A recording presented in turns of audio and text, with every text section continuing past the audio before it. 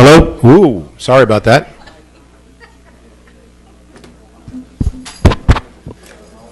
All right. Madam Manager, Mr. Attorney, you guys ready to roll? We are. Madam Clerk, let's rock and roll. Let's welcome everyone to the City of North Miami Beach's Code Compliance Workshop. Today is January 20th, 2015. Madam Clerk, if you'll take the roll for the record, please. Councilman DeFilippo, Vice Mayor Kramer, Councilwoman Martell, Councilman Pierre, Councilwoman Smith, Present. Councilwoman Spiegel, I'm here. Mayor Vallejo. I'm here. Okay. We don't need quorum to get started for the workshop. So, Madam Manager, turn it over to you if you'll explain what we're covering tonight. Yes, Mr. Mayor.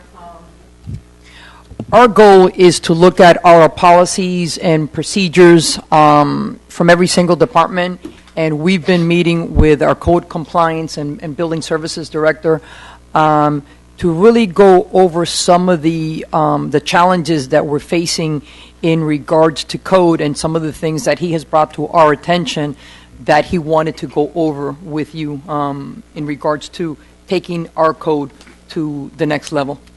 So what we will do is I'm going to turn over the presentation to Candido Sosa Cruz. I'll have him go through the presentation, and then we'll start the Q&A with you all. Good evening, Mayor, Council, Manager, Assistant City Managers, City Attorney, City Clerk, and staff. My name is Candido Sosa Cruz, Director of Code Compliance and Building Services, and today I'm going to be discussing the workshop on lien mitigations. The purpose of this workshop is, one, to propose implementation of policy and procedure for mitigation and for releasing liens, and two, to propose an administrative fee for the mitigation process. The current process to mitigate liens and fines go through the Code Compliance Division. These currently code fines are heard by the special magistrate only. Requests for mitigation, settlement, and release of such liens are only heard by the City Council in accordance with our City Code. Our City Code, Section 14-8.17D, provides that the Code Enforcement Board or special magistrate may reduce a fine, but does not authorize the board or the magistrate to mitigate, settle, and release liens. Furthermore, Florida Statute Section 162.093 provides that a lien arising from a fine imposed pursuant to this section runs in favor of the local governing body, and the local governing body may execute a satisfaction or release of lien entered pursuant to this section. Additionally, Florida Attorney General Opinion 2002-62, which is Exhibit A of the package you have in front of you, advises that a code enforcement board is not authorized to reduce a fine for noncompliance with an order of the board after that order has been recorded pursuant to Section 162.093 of the Florida statutes. Rather, upon being recorded, such an order becomes a lien that may only be compromised, satisfied, or released by the local governing body. Now, again, as staff is proposing to amend our current policy and procedures in regards to lien mitigations in order to be fair, transparent, and consistent with our current process. Our current process for calculating a mitigation amount to settle code violation liens include submitting a completed signed mitigation request to the Code Compliance Division. But prior to any mitigation of liens or fines, all violations have to be in compliance, and also all hard costs have to be paid. Also, the owner must advise the city if the property is subject to any foreclosure action or any litigation regarding the property, title to the property. The Code Compliance Division also has to review the file and meet with the city attorney's office and any other department applicable, such as the building department. And also the Code Compliance Division is in constant communication with the property owner in regards to any additional information and criteria needed to fill out the summary form. Once the Code Compliance Division has completed the summary form, a mitigation amount is calculated using the following criteria. For non-homestead properties, they may be reduced to 20% of the total fine amount or 20% of the assessed value of the property, whichever is greater. For homestead properties, they may be reduced 10% of the total fine amount or 10% of the assessed value of the property, or whichever is greater, unless for both non-homestead and homestead information is presented or hardship circumstance indicates a greater reduction. What is hardship? There's no firm definition for hardship, but some examples include death, illness, elderly or owners, financial and or catastrophe, and the like. In such circumstances, the amount can be reduced 100%. Some additional information criteria that the Code Compliance Division reviews is if the property owner are military and veteran, do they have a military or veteran status? Again, hardship, good faith efforts, which include prompt payment of city costs, rapid compliance of the violation, non-responsibility for causing the violation, non-serious nature of the violation was part of a litigated matter, for example, insurance dispute, bankruptcy, foreclosure, divorce, real property dispute, or just delaying the compliance, which delay the compliance. Again, currently in our current process, in order to mitigate the fines, staff has to draft a mitigation memo for each property.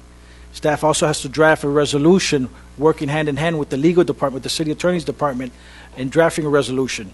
Staff meets with the city attorney's office, with the city manager's office, with the city clerk's office to review the agenda item.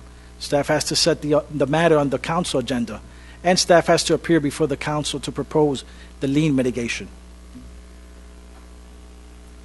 Our current process is not designed to allow for a property owner to appear before the council and request a lower amount or request terms and conditions other than those set forth in the resolution.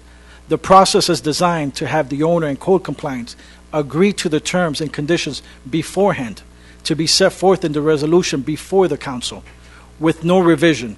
There is currently no process whereby the property owner can appear before the city council to request mitigation in the event the owner in code compliance cannot agree to a mitigated amount. Also, currently, the city charges no fee for processing mitigation requests. Staff proposes that the current process can be made more efficient, reducing the substantial amount of time and resources consumed in the mitigation process. And this proposal, we authorize this. We believe that by authorizing the city manager to settle certain liens, this process can be made more efficient and reducing substantial amount of time and resources. Most municipalities authorize the city manager to settle, satisfy, and compromise code violation liens subject to certain criteria. In the recommendation, the staff, the city would adopt a process authorizing the city manager to settle liens which are to be reduced by not more than $100,000 or given a credit of not more than $100,000 to execute releases of the liens, subject to the following criteria. Mitigation requests within the prescribed amount should be set for hearing before the special magistrate.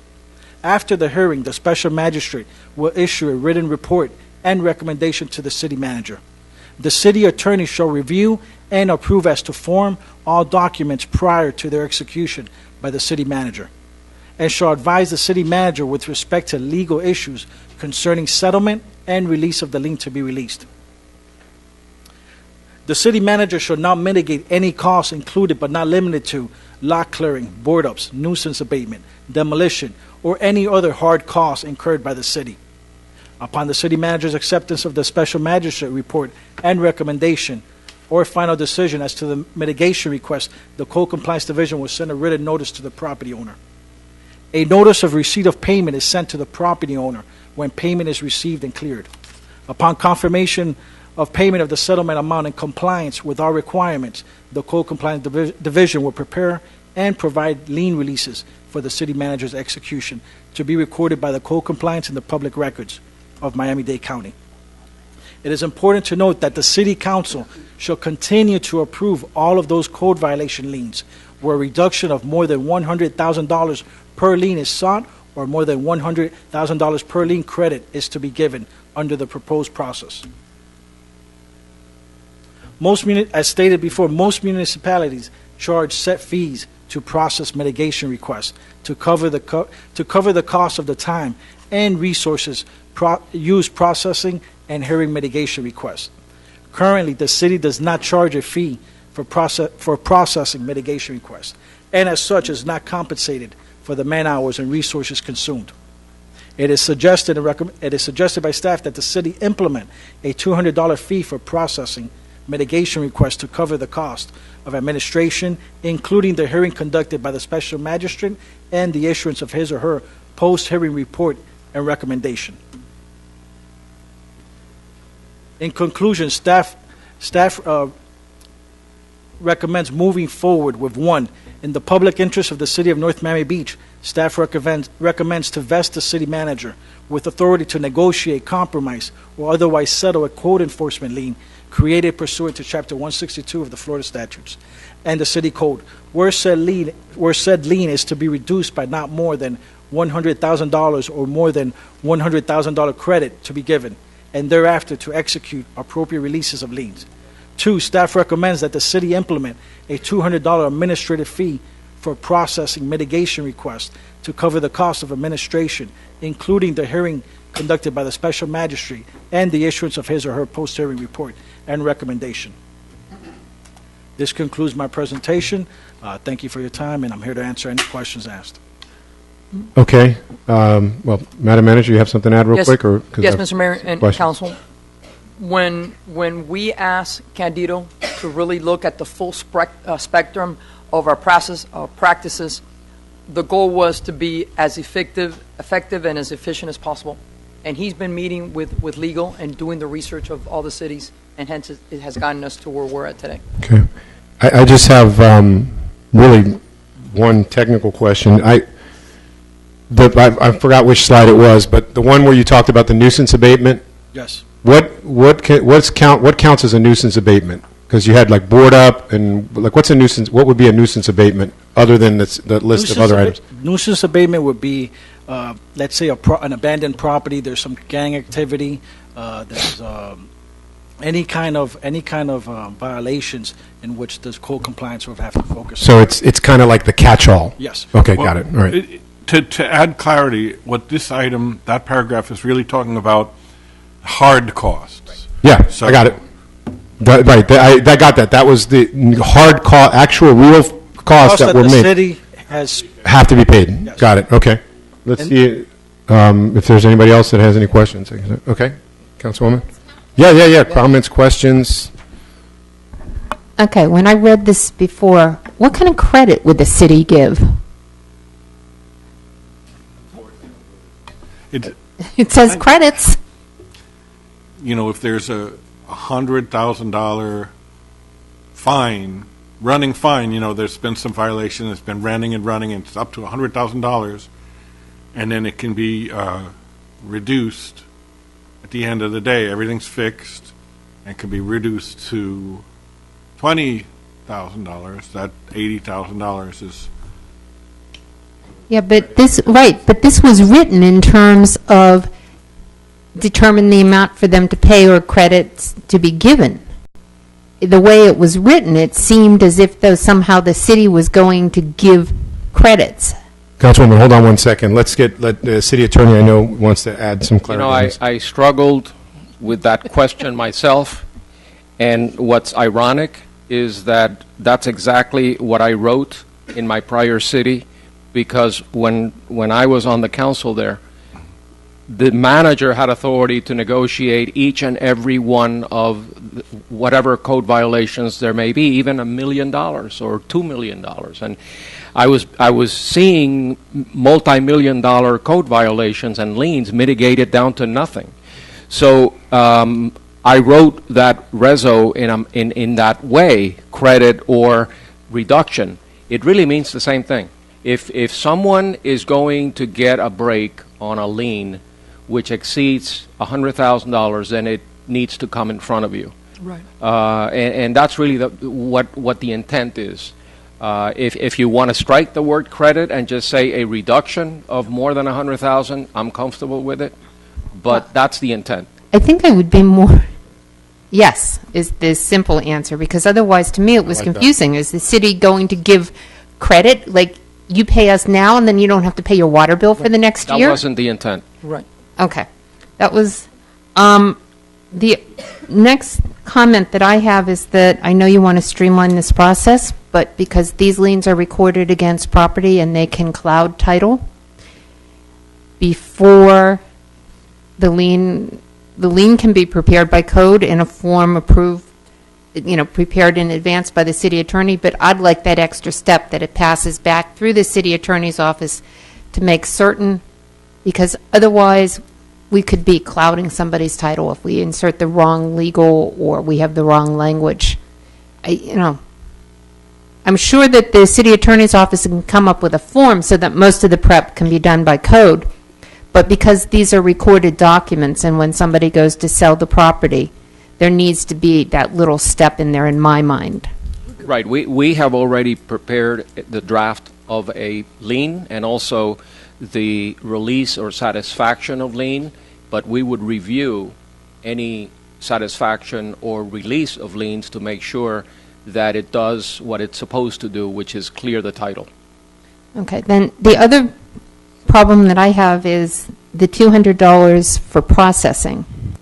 I mean, we're a city, we provide services, and that's part of the service that we provide. What I don't have a problem with is figuring out a reasonable fee to cover the cost of the special magistrate and the cost of recording the lien and the satisfaction of the lien, because those recording and the lien and the satisfaction are actual hard costs. So I think I'd feel better if we were charging them for the hard costs that we're going to incur, but I'm not sure I'm comfortable with charging them for a quote administrative fee when that's what code is already there for and that's what their taxes are for. I mean, I don't know what it costs to record in a lien. No, but it's I'm also sure- the cost of preparing the request to go, it has to go to the special magistrate. Right, and There's labor involved with it. apart from the actual fees to record with Miami-Dade County, there are other fees such as the actual request, the paperwork, the processing time, the man hours. Even though we are government, our daily duties are to do code compliance. Now we're going to start adding additional mitigation duties in which now we have to spend additional hours, additional time meeting with the city attorney. The city attorney office spends many hours every single week reviewing if the property is foreclosed, reviewing all liens, have the liens been released. So these are actual hard costs that the city is spending. The $200 fee it doesn't even add up to the full amount of money that the city is spending. Okay, in my mind, hard costs are when we lay out money, such as recording the lien, recording the satisfaction, hiring the demolition company if we're going to demo a building. So, and I'm just one vote up here. I'm just opining that at some point, I don't think that it's right to be charging. We don't charge a fee when somebody goes before the special magistrate on code violations, do we? Not when they want to mitigate, but when they want to go over, they've been charged with a code violation. No, we don't. I think we need to be consistent on that. But they're given a fine. If they're given a fine, then that money is part of the cost.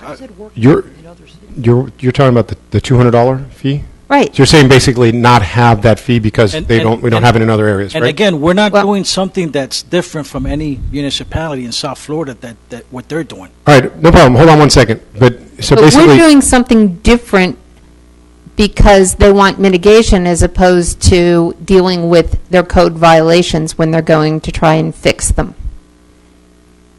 You know, it's, like I said, I'm only one vote up here, but somehow, to me, why do you get socked with an extra $200 for mitigation versus you don't pay anything if you go before the special magistrate because we've cited your commercial property on 164th Street? Well, Hold on for one one, the mitigation is reducing more than almost 80% of the total fines. Yeah, well, What that's you- the other thing. I never knew that the city had standards. I'm looking at the mitigation requests, trying to figure out what the standards are, and I haven't quite figured out whether we have some real process because for one it's like 5.5%, for another one it's 7%, for another one it's 3.5%.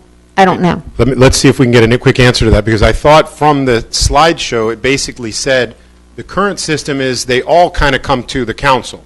Our Correct? recorded liens. All recorded leases come to the council. So this is kind of putting a framework in place and getting it away out of the council's hands for up to a certain threshold and putting it in the administration with several steps. Is that correct? That's correct, Mike. Okay. But who determines the amount of the mitigation that we're going to take? The criteria explained, if it's a non-homestead property, it could be reduced up to 20% of the total fines. Reduced down to 20%. Reduced down to 20%, or of the assessed value of the property. Each property will have a different value, Okay, and if it's homestead property, up to 10%, down to down 10. to 10%.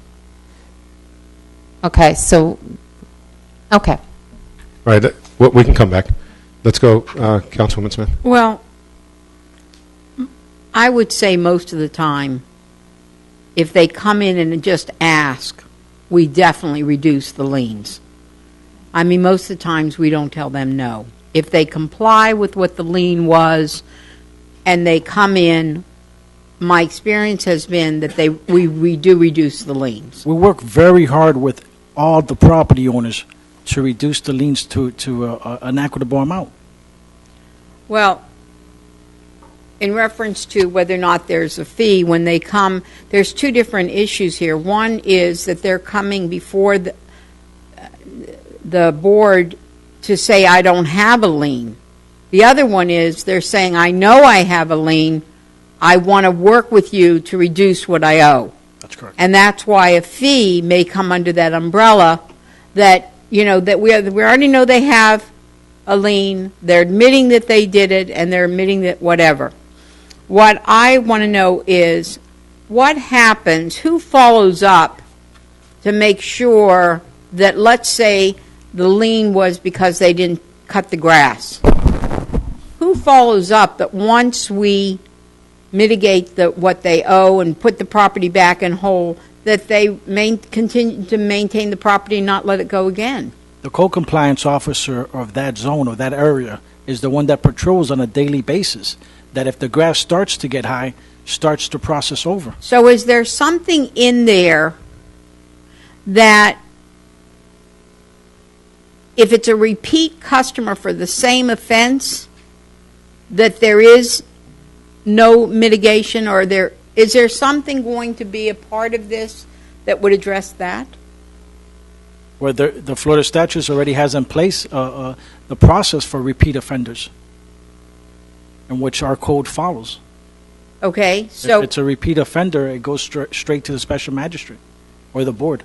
okay, but if they go straight, it's a repeat offense and it goes straight to the magistrate or straight to the board. We're not going to change the amount that they owe if they've been charged. Once a property owner mitigates, that case is closed. But they have another one on the same offense. Correct. Into consideration the repeat status when determining mitigation. If they're showing good, you said that the criteria include Correct. good faith. So if there's somebody come up that shows lack of good faith by being a repeat offender, then the criteria. In other words, if we're going to address this and change it, we should make that part of the change, that if you're a repeat offender, you cannot apply or you can't get 80% reduction. I think I read the something that liens can only be mitigated if they're in compliance. right, but they come back. Let's say they come back a second and a third time. The mitigation criteria includes good faith efforts, so prompt payment of city costs, rapid compliance of violation. So it can be taken into account. If there's not good faith efforts, it could argue to say we should not mitigate this fully. Make the guy pay some fines this time because he's the third, fourth time. So that's going to come under the umbrella of good faith I would think so. without addressing it specifically? I mean, I'm thinking, Mr. Lorber, that broken fences. I know when I show real estate, sometimes you see where something's deteriorated and then they may come in and fix it, and 6 months later it's deteriorated again. And especially I'm talking about the maintenance of some of this landscaping and, that kind of thing. A lot of those don't get to the point of mitigation. Right.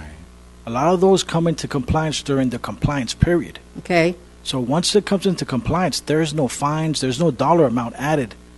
Well, you would think that this would be for a major This is for violation, but tonight we're voting on two things that are minor. They weren't major. $6,000, I think we want to. the mitigated amount, correct. This is for But the fine mitigation amount it's usually from running fines, where the magistrate says, okay, a penalty of $15 a day, and then they just go away for a year and come back, and now all of a sudden it's thousands and thousands of dollars.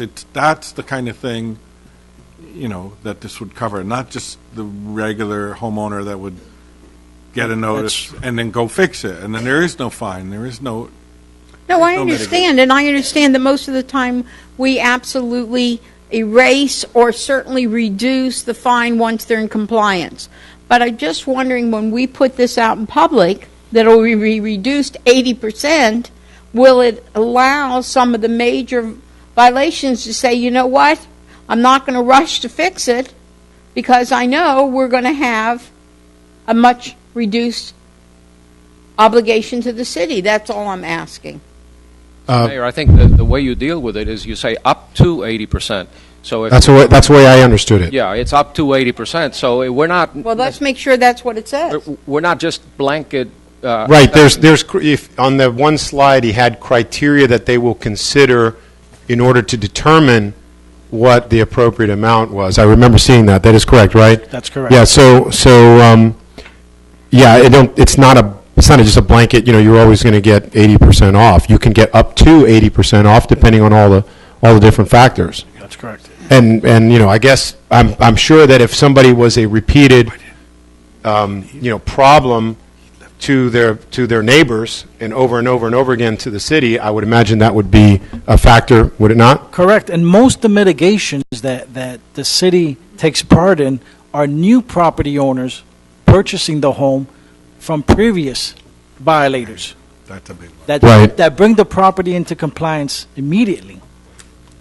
Having seen this in action from the real estate finance side, it's got to be upwards of probably 80-90% of these things are in the context of a transaction, a problematic, troubled property that if there isn't some kind of mitigation, a deal won't take place and the thing will just continue to languish. Correct. The property Right. will continue to be in violation, will continue to be an eyesore, and will continue to depreciate property values in the neighborhood. I think it behooves us, Mr. Mayor, to absolutely have a program like this into place so that they know in North Miami Beach the policy is we're willing to work with them to put that so that they can make it in compliance with ease. I think it's a good idea.